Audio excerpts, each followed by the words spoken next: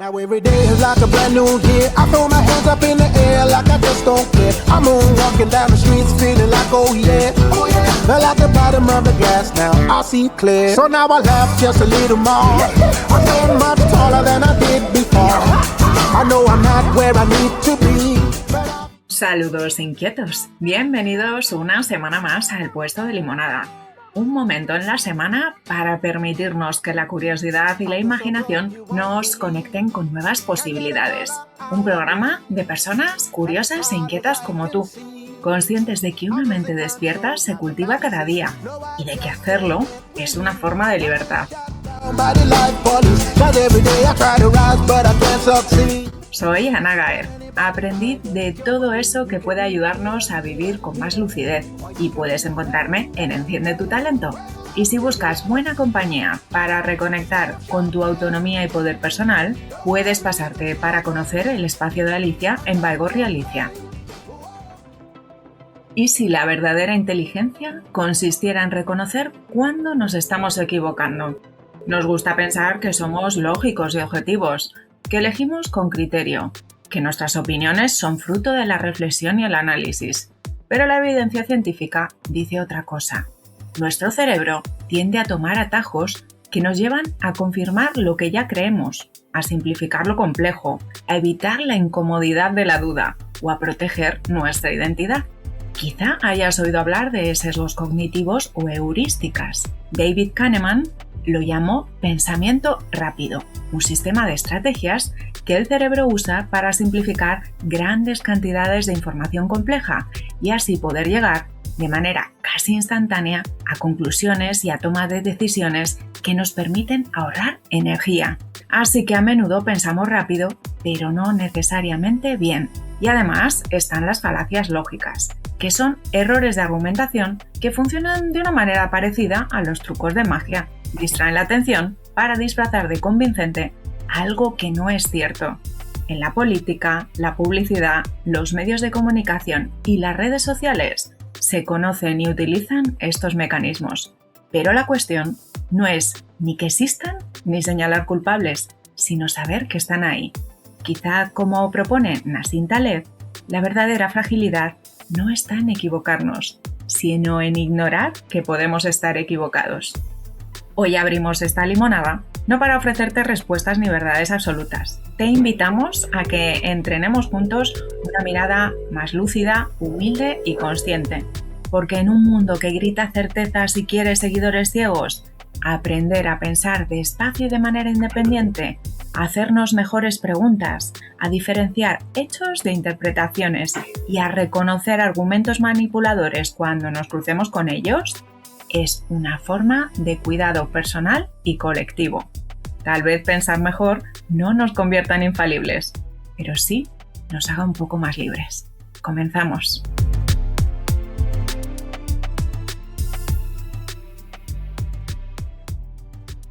Hoy os invitamos a saborear una limonada que puede resultar incómoda, que nos puede pedir más energía, más esfuerzo del que a lo mejor estamos acostumbrados a utilizar, pero que quizá nos devuelva o nos permita encaminarnos hacia recuperar nuestra autonomía, hacer ese espacio para ser más libres en nuestro día a día y a prevenir y estar protegidos frente a ese uso que otros podrían querer hacer de estos mecanismos, de esta manera que tiene de funcionar nuestro cerebro o de la oratoria y esos argumentos que no están utilizados de una manera apropiada para argumentar de manera lógica, sino que a veces se busca la manipulación de forma intencional o simplemente de manera no consciente, pero se hace. Y la cuestión no es que eso esté ahí, sino, bueno, ¿y qué elijo yo hacer al respecto?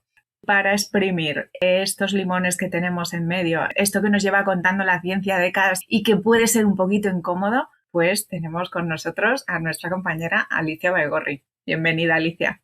Buenas tardes, Ana. ¿Por dónde te apetece a ti que empecemos a exprimir esta limonada de hoy? ¿Qué es esto de los sesgos cognitivos? ¿Qué es una falacia lógica? ¿En qué se parecen? ¿En qué se diferencian? Bueno, pues vamos a ver, o por donde a ti te apetezca.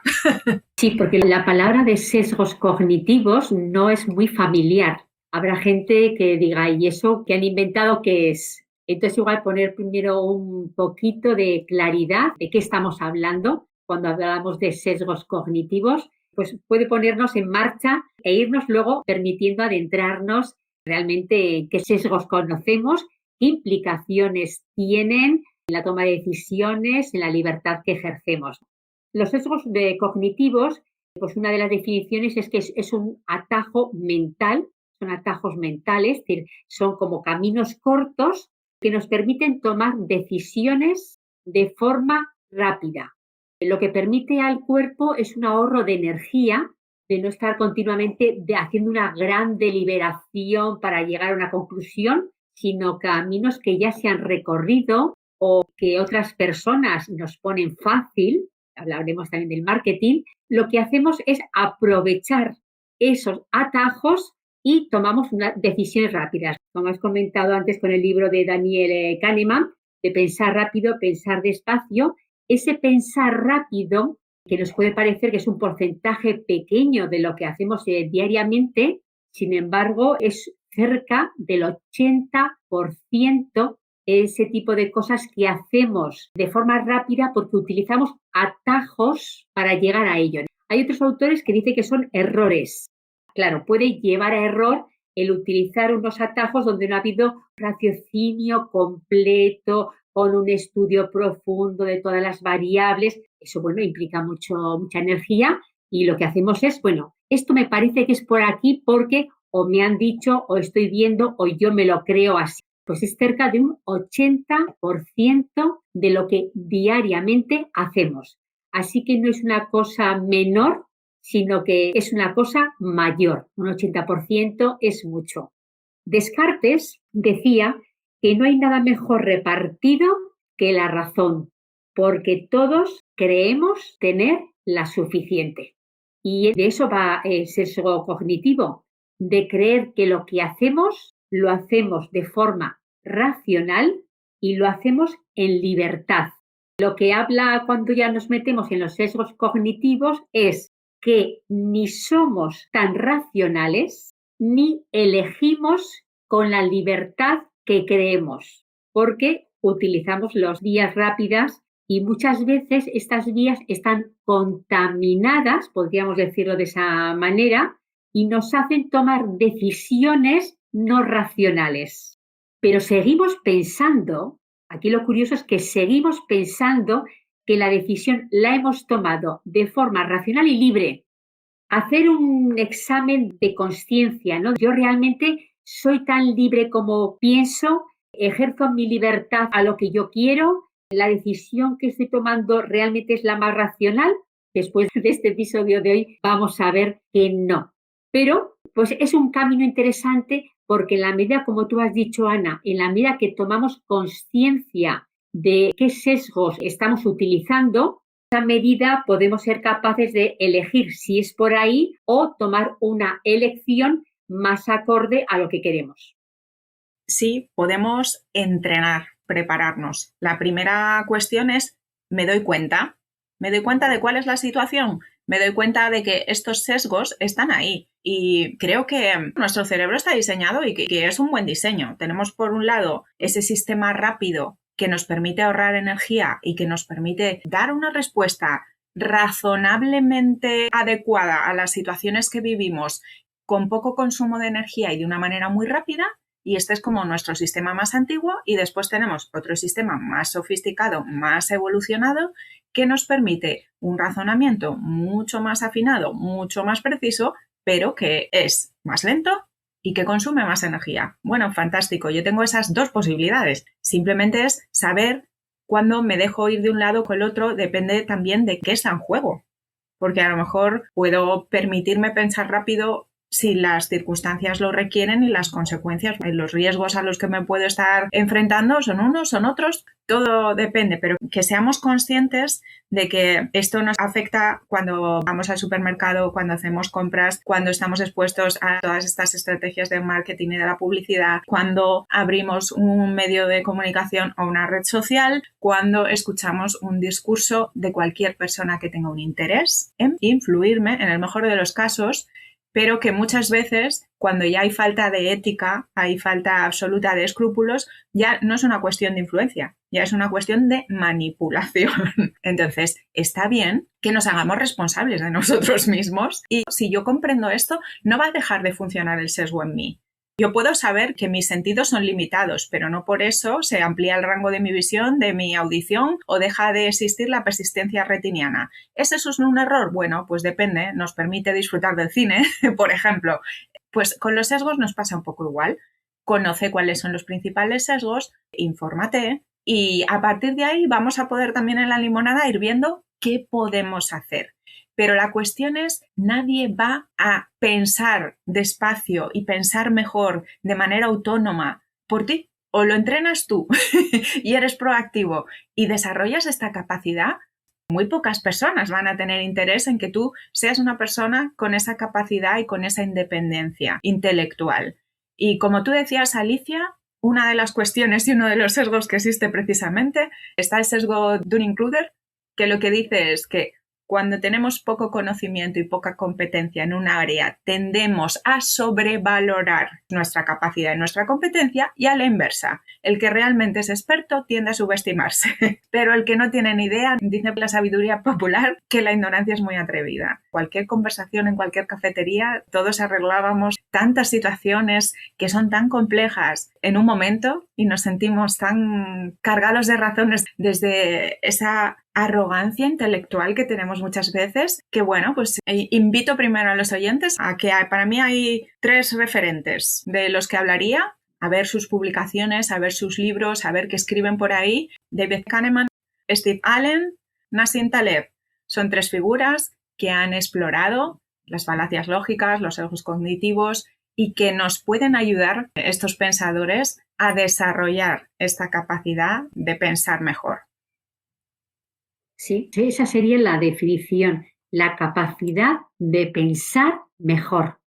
Yo creo que va a ser el título del taller de febrero. Los sesgos cognitivos y la capacidad de pensar mejor. Fíjate una cosa que yo creo que no es voz popular, que la gente no reflexionamos sobre estos aspectos porque nos parece que tenemos el control de lo que hacemos, de lo que pensamos, de lo que decimos, y yo creo que tampoco nos gusta que nos quiten esa razón o esa creencia, ¿no? Yo creo que nos resistimos a decir no, no, no, no, no, no, no. Y bueno, todas las evidencias empíricas dicen que sí, sí, sí, sí. Había una vez una situación en la que Picasso estaba tomando un café y mientras tomaba el café dibujó en una servilleta, hizo unos dibujos. Bueno, cogió la servilleta, la arrugó y la tiró al suelo. Pero luego se dio cuenta, lo cogió y la fue a tirar a la papelera, ¿no? Y se acercó un señor y le dijo, perdone, ¿usted va a tirar ese papel a la basura? Y entonces Picasso se quedó mirándolo y le dijo, pues no, no, no, no. Y se llevó la servilleta de papel. Y eso, que en un principio la intención de Picasso fue, había dibujado algo y tirar la papelera, eso es un sesgo cognitivo. Tiene el nombre de heurística del valor percibido. Picasso no le había dado valor a eso que había hecho y lo pensaba tirar a la papelera, pero en cuanto percibió que la otra persona sí le daba valor, cambió su acción de tirarlo, dijo no, no, y se lo guardó. Ese tipo de cosas que no somos conscientes es como cuando en una calle hay varias cafeterías o hay varias panaderías y dices, ay, mira, me apetece comerme pues una trenza, un croissant. En lo que te fijas es quién de los dos tiendas o servicios tiene más cola. Y tú no conoces ni uno ni el otro, no conoces nada. Pero, ¿y dónde te colocas? Pues te colocas en el que tiene más cola. ¿Sabes? Eso te indica, ¿no? Imagínate que en lugar de una persona es un grupo de 35 amigos y se ponen todos detrás del primero que se ha colocado. Y podría pasar cualquier cosa, ¿no? Pero esos sesgos, cuando percibimos que algo tiene valor, sin tener argumentos racionales que avalen que hay mayor valor en ese servicio que en el otro, directamente se lo atribuimos. Y si alguien te pregunta, ¿y por qué te has colocado aquí? Pues porque había más gente. Pero no porque pienses que el bollo era más rico, que el pan era más rico, que te va a hacer mejor atención. Entonces es súper curioso ir conociendo estos sesgos porque nos dan idea de que funcionamos muy en piloto automático. Es también como el sesgo de planteando renunciar a tu trabajo o te estás planteando pues que igual el matrimonio no va bien o la relación y te quisieras separar y te planteas, no, sesgo del poste hundido. Aquí estoy, esto es lo que conozco, no me muevo. Sí, exactamente. Son muchísimos los sesgos cognitivos.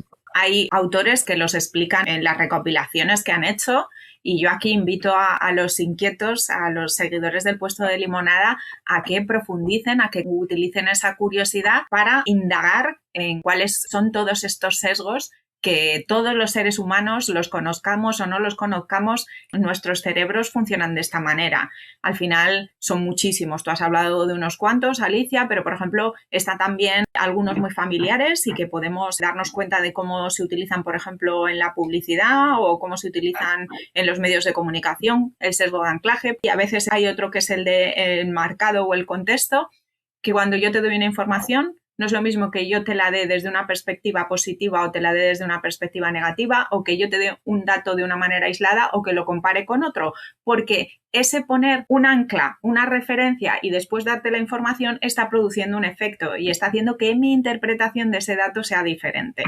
Entonces, que empecemos a darnos cuenta de que todo esto funciona, o que, por ejemplo, estamos mucho más predispuestos involuntariamente, aunque no sea de manera intencional, a evitar la pérdida que a ir a por la ganancia o a ir a por la gratificación instantánea que a por los beneficios a largo plazo. Bueno, pero si yo sé todo esto, mi cerebro no va a dejar de funcionar como funciona, pero yo me puedo educar y me puedo entrenar para ganar esa libertad.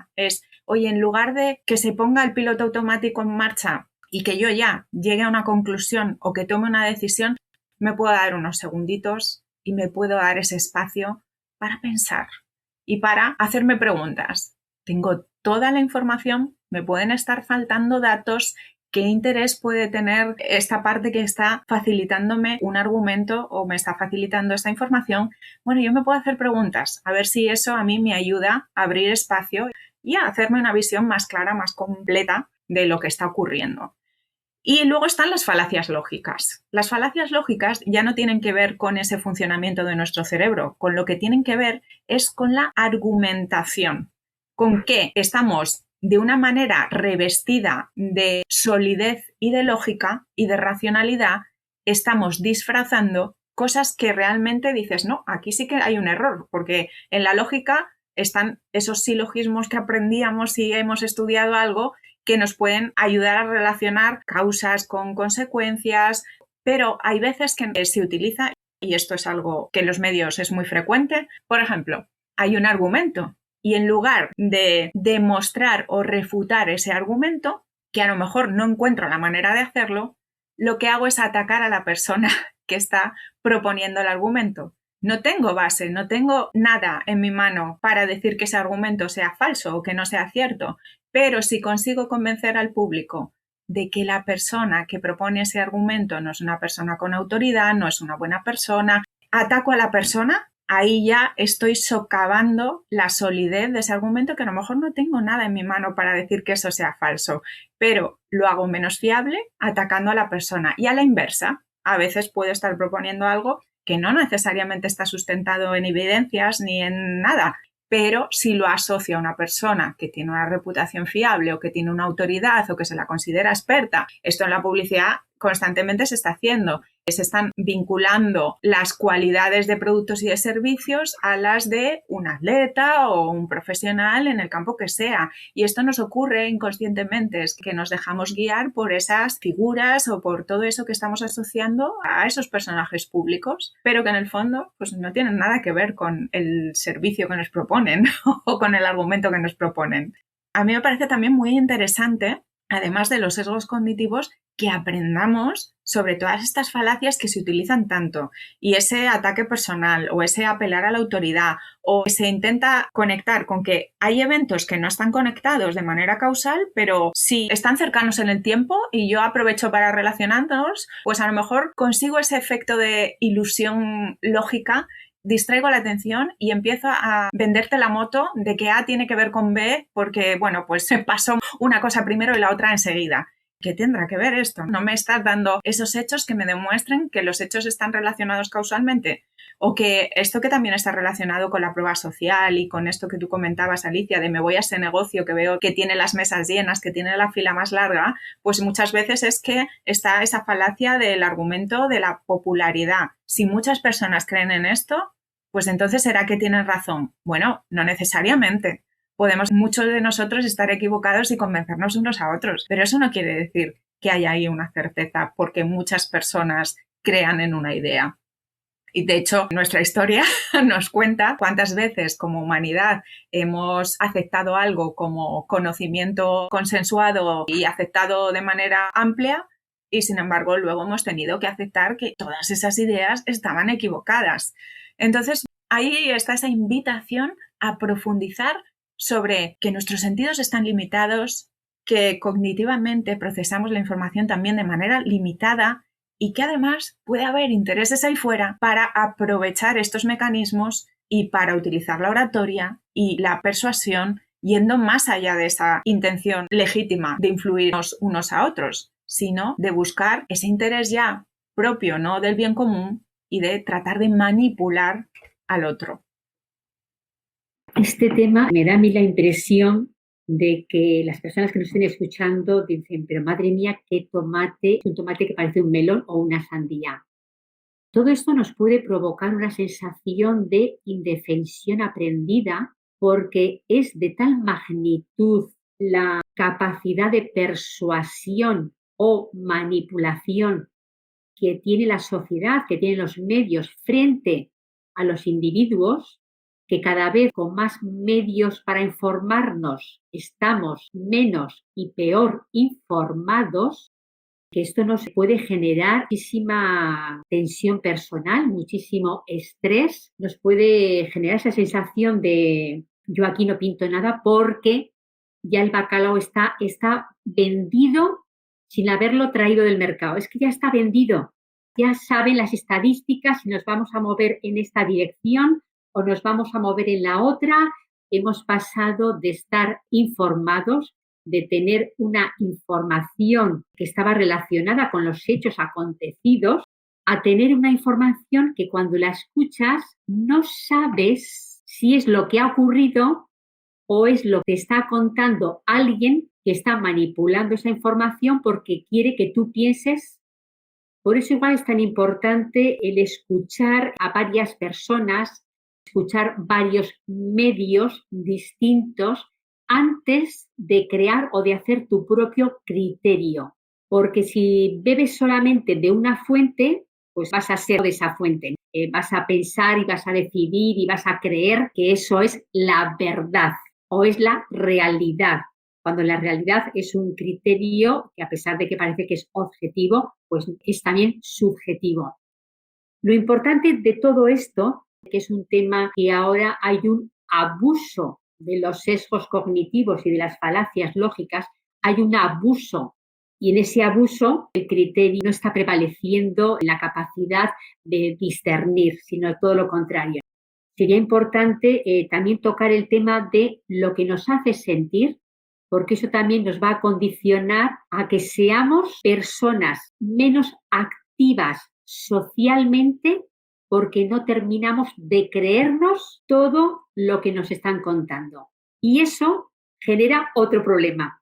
Con lo cual, esto es un tema para hablarlo mucho más porque hay muchas cosas. Pero como tú has dicho muy bien al principio, Ana, lo importante es ir conociendo los sesgos habituales que podemos tener en nuestro día a día, ir conociendo uno a uno para ver la parte de racionalidad, ver la parte de interés y a partir de ahí, como dices, decidir. Me gusta pensar siempre en ese espacio personal, que hacernos conscientes luego nos permite ser más libres y hacernos responsables de hasta dónde yo puedo, y hay muchas cosas que podemos hacer. Además de comprender mejor todo esto, porque cuanta mayor sea nuestra comprensión y nuestra conciencia, más posibilidad vamos a tener de no dejarnos arrastrar por todo esto y de ser menos manipulables.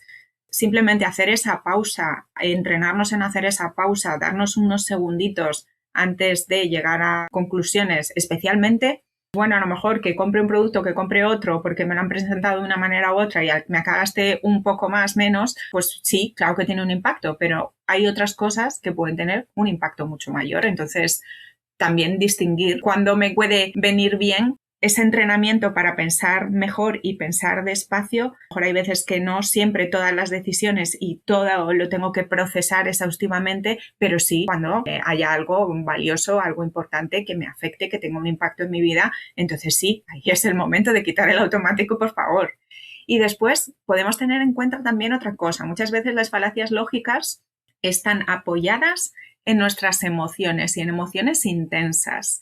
Entonces, no porque una emoción sea cierta y yo la esté sintiendo, quiere decir que el argumento que a mí me venden y me presentan apelando a esa emoción sea sólido. Podemos tener en cuenta que si mi emoción está muy alta, hay un nivel de intensidad emocional, precisamente la inteligencia emocional y la educación emocional nos permite regular la emoción. Porque cuando la emoción está alta, yo no tengo acceso a ese sistema evolucionado que me permite pensar despacio. Estoy en otra parte de mi cerebro. Necesito que esa emoción se sosiegue para poder pensar con más lucidez. Reconocer mis emociones y la intensidad de mis emociones es una de las cosas que yo puedo hacer.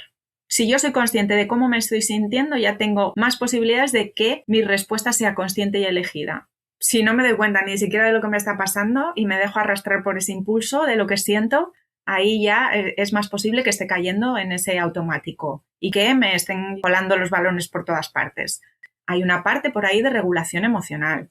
Después, pues igual nos podemos entrenar la atención. Podemos, oye, si yo ya sé que el sesgo existe, ya veo cuál es la estrategia también habitual y ya veo cuando escucho ciertos discursos, cuando veo ciertas propuestas, ya veo dónde está el sesgo. Otra cosa es que me siga afectando, aunque yo lo vea, pero ya lo estoy viendo. Podemos aprender a separar los hechos, los datos de las opiniones, de las interpretaciones. Porque una cosa es lo que dice el termómetro y otra cosa es si yo tengo frío o tengo calor. Eso ya es una cosa mía personal. Y además el sesgo de contraste, por ejemplo, dice que si yo entro en una habitación que está a una temperatura, pero vengo de un ambiente donde es muy extremo a la temperatura de la que paso, pues voy a percibir esa temperatura como calor o como frío dependiendo de dónde yo venga. Bueno, pero que sepamos separar que si hace 21 grados, son 21 grados y da igual que yo viniera de que en la calle hicieran -4 o que viniera de que en la calle hicieran 40. Da igual, hace 21 grados en esa habitación. Una cosa es mi percepción subjetiva y otra es el dato. Y que sepamos manejar esas dos informaciones diferentes, la de mi subjetividad, mi interpretación y la parte en la que sí que nos ponemos a poner de acuerdo, que son los datos objetivos. Como tú decías, Alicia, una de las cosas más saludables que podemos hacer y que nos va a ayudar a desarrollar nuestro pensamiento crítico y nuestra flexibilidad mental y a tener una visión más compleja y más rica de lo que vivimos es exponernos a distintos puntos de vista, porque uno de los sesgos que existe, por ejemplo, es el sesgo de confirmación o el sesgo de disponibilidad. Cuanto más se repite una información, no quiere decir que eso sea cierto, no quiere decir que sea lo más valioso, pero es lo que yo tengo disponible. Entonces voy a recurrir a ese dato, voy a recurrir a esa información o voy a terminar por aceptar como cierto algo solamente porque se repite de manera muy frecuente. Si yo, en lugar de, como ocurre en las redes sociales, que los algoritmos nos presentan o cuando elegimos los medios que escuchamos, los elegimos por afinidad, que es otro sesgo, porque yo siento que tú opinas igual que yo y entonces ya te quiero escuchar solo a ti, porque creo que tenemos algo en común. Bueno, pues sigue a personas que piensen distinto que tú, aunque sea incómodo, escúchalas. Oye, ¿qué está viendo esa persona que tú no ves? Reconoce que en algunas ocasiones estarás de acuerdo con los planteamientos y con los argumentos que propone y eso creo que nos permite ser más flexibles y pasar de la simplificación a aceptar más complejidad, a movernos en que no hay blancos y negros, a que podemos ver escalas de color intermedias, a que nos vamos entrenando para estar más cómodos en la incertidumbre, en la complejidad y eso también nos ayuda luego a ser más creativos y más resolutivos. Pues esa exposición a otros puntos de vista es otra de las cosas que podemos hacer. Las preguntas, aunque sean incómodas, profundizar un poco, rascar, tirar de los hilos. Es incómodo, pero oye, yo estoy convencida de esto. ¿De verdad? ¿Dónde se sostiene esto de lo que yo estoy tan convencida? ¿Qué demuestra? O que sí o que no, porque también puedo Todos estos sesgos nos llevan a que solamente quiero ver y solamente quiero escuchar y solamente acepto lo que refuerza lo que ya creo. Bueno, pues llévate tú de manera intencional y consciente hacia lugares donde puedas ir tirando abajo y donde puedas ir desactivando todos estos mecanismos. Entonces nos podemos hacer preguntas y luego está esa parte de, oye, reconoce que eres un ser humano, reconoce que tienes tu vulnerabilidad, reconoce que tienes limitaciones y esa humildad intelectual y en la vida y en todo nos puede generar muchas cosas positivas porque la rigidez y el estar convencidos de que algo es cierto y de que algo es una verdad absoluta y que algo es infalible nos hace vulnerables ante la que no vemos venir, ante todo lo que no esperamos y además nos lleva a una cosa tremenda y es que si yo estoy tan convencida de que algo es la verdad absoluta, muy posiblemente si eso lo asocio a mi identidad, lo voy a terminar por querer defender si alguien contradice eso que yo creo que es cierto. Y no soy lo que pienso, no soy lo que siento en un momento dado y me doy a mí misma permiso para contradecirme. Y si hoy veo una cosa, pero mañana soy capaz de ver otra cosa, pues a reconocerme que he cambiado de opinión o a reconocer sin ningún tipo de problema que ayer estuve equivocada. Si yo ya sé que puedo estar equivocada, a lo mejor no soy tan rígida a la hora de defender ninguna idea de una manera ni violenta ni radical, porque sé que puedo estar equivocada. Me gustaría ahora plantear que si este tema parece interesante a las personas que nos están escuchando, que nos lo hagan saber y también la pregunta de, ¿podría este tema de sesgos cognitivos interesar para que hiciéramos un taller sobre él? Pues si nos lo dejáis dicho en comentarios después de escuchar este episodio, pues nosotras nos pondremos manos a la obra para ello. Y ya para finalizar, como siempre hacemos en el puesto de limonada, Viviter o Viveter, juntos, contigo, Viveter. Muchas gracias, adiós.